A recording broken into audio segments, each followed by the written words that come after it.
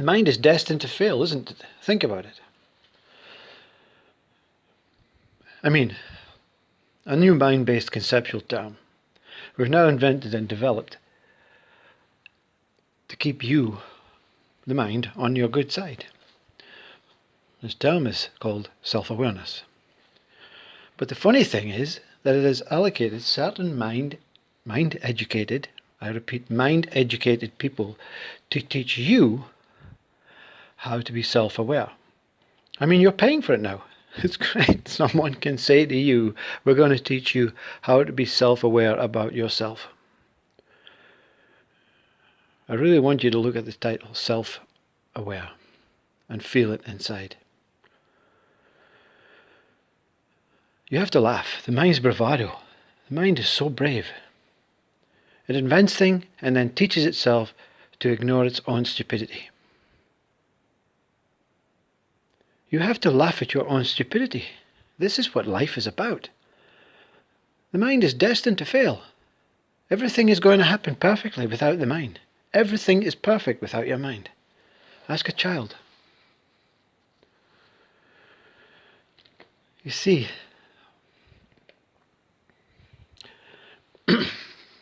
what the mind is trying to do is to try and to make sense of itself, but knowing that it really is nonsense. It is built around this nonsense, chaotic, spontaneous spouting, projecting of seeing. Mind is purely seeing. It is no understanding. It is like when a child points to something new and then looks at you. It points and looks. Wow. The child has no recollection of the object because it is only pointing to the object for the first time. Never seen it before. The child's mind, the pure mind, has served its purpose. That's all, All your mind is here to do is to say, look, wow. But you, the caring ego mind parent, have to describe the object with identity and pure knowledge. Of course, this sounds like the parent's duty and the normal thing to do. And it is if you want your child to be separate from ego. What actually happens is that when I mean separate from ego, I don't mean you don't want the child to have ego. You don't want it to be separate from the rest of the world, which is ego. So you're going to make your child into an ego thing. You see, what happens then is the child's mind then forms a memory structure regarding the object that it's pointing at, which you've described, which then automatically creates further separation and long-term suffering. Why, you ask? Surely not suffering. We're preparing our child for fitting in and to an educational early start. And really, mainly, simply to communicate and not go around like a monkey, just pointing at objects, making monkey noises. Wow, look. You see, every child is born with no understanding of separation. Well, apart from where mum and him are separated, or her are separated from the umbilical cord, which has been severed.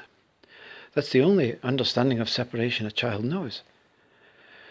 So when it points, it sees all objects as simply, wow, look. This is pure mind, doing what it does best. Wow, look.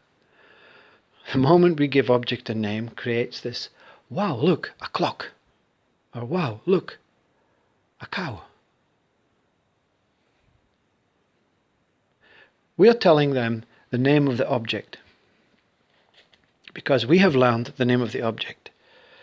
So mind, ego mind, is just a passed down entity. It's not real. The objects exist, but now they have a name. To the child.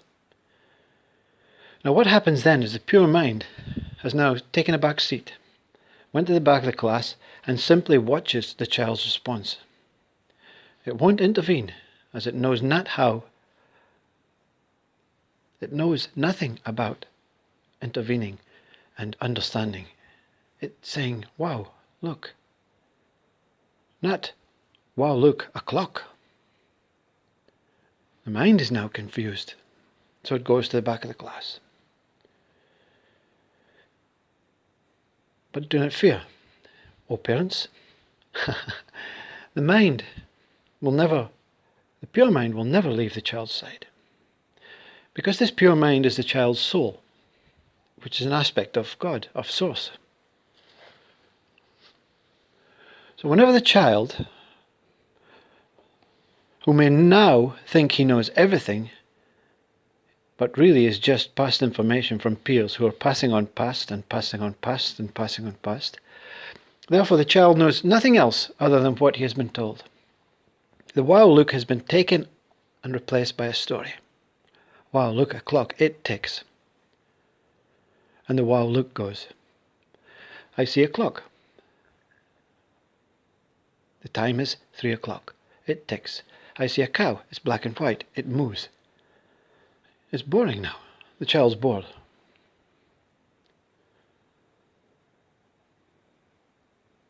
So therefore, our children, like us, know nothing else other than what we have been told. Ego information. And now ego-based child has been formed. But when he has had enough of this ego identity life, and he wants to be or see as he was told he could see from God, which is what we were all told at the beginning, go see. Go look with pure eyes and respond with wow, look. Because I have created this and I want you to give me some reaction. It's a mesmerizing place, this earth. There's so many wow looks in your living room. There's so many wow looks in nature.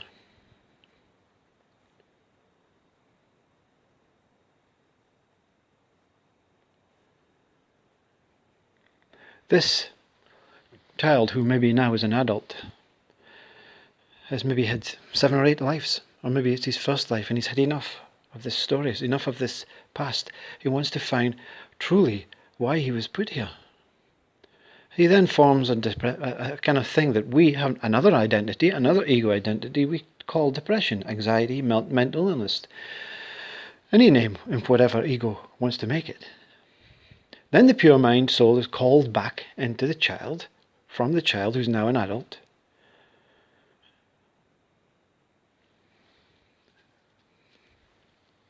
to face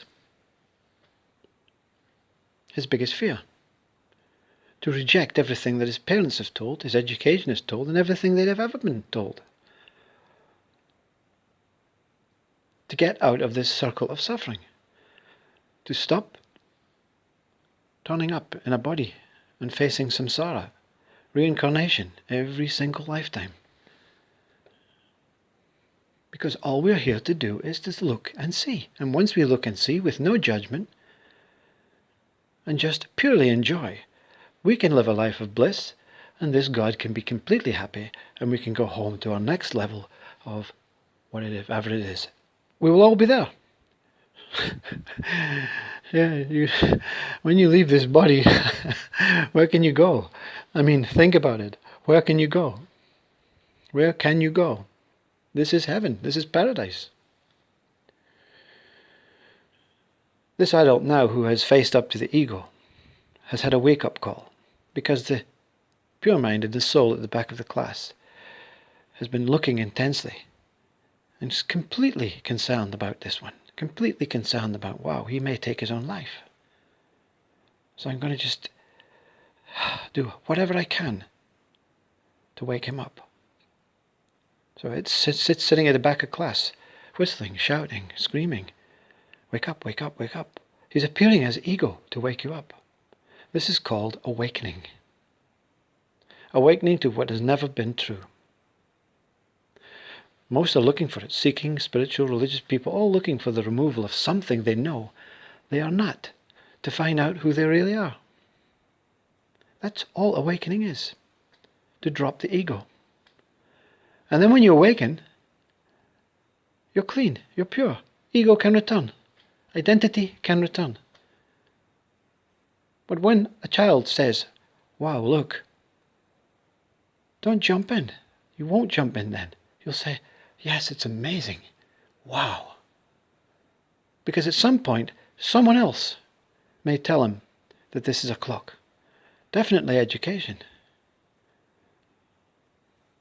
But, to be fair, the most you inform your child as ego, the quicker he will waken up. So, you keep telling him. You keep filling him with ego. Because the children of this world are no longer living a repetitive puppet life.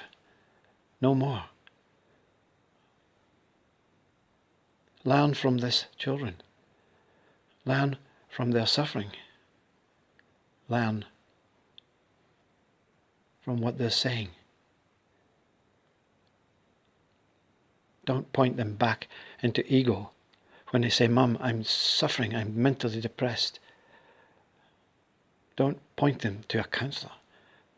Point them to themselves and say, you know what? Pure mind is there. You find it. And I'll be with you, holding your hand. And when you do, you can maybe teach me. And together we can be pure and happy and live out our whole life with the eyes of God, saying, wow, look.